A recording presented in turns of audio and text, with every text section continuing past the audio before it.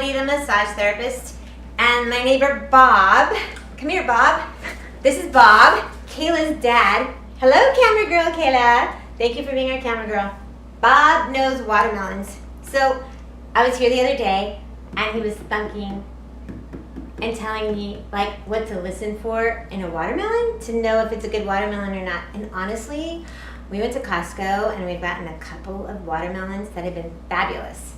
But now I want to give it to Bob and I'll ask him some questions about it. So Bob, what do you look for when you're looking at watermelons? Okay, well first of all, when you're looking at them, they don't tell you very much. So when you see the blonde spot, it's no big deal? No big deal. In fact, you might want to consider some watermelons that are a little bit more scarred up, because that means they've probably been in an area that's been left to ripen a little bit longer. But at any rate, if you want a nicer looking one, you can use the same techniques that I'm going to show you to pick one that looks a little better. But don't discount the ones that don't look as good as some of the other ones, because they could be the ripe one you want. And if you do find that one, just go ahead and take it, because remember, you're just going to cut it open and eat it anyway, so who cares about the rind?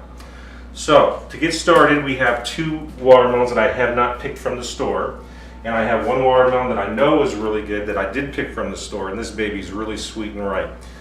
Okay, so what I do is, when you go to the bin with all the watermelons, you don't have to pick them up, you leave them in the bin and just use your finger to thunk them around and try to get an idea what that sounds like. This one doesn't make much noise.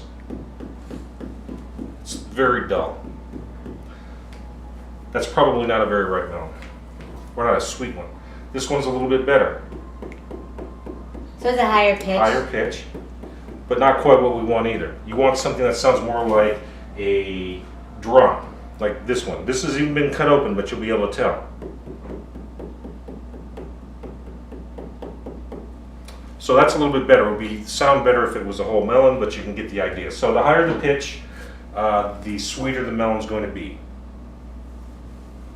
Thank you. That's it. I can't think of anything else, but if you try to, Bob already told me this, like if you try to hold the melon and listen, it's not going to have the same sound as if you leave it in the bin. Right. Just leave it in the bin where it's resting around some other melons, and it has solid surfaces so that the sound can resonate, and that's what you're looking for. The higher the better. This one just, there's not much there. Dead. Yeah. Listen to that one. So I'm going to let this sit out for a number of days, and I'm going to hope that it gets ripe, but Bob said that has nothing to do with it. So letting it sit out doesn't make a difference, but I'm going to pretend that it does. And I hope you have fun picking watermelons. Bye-bye.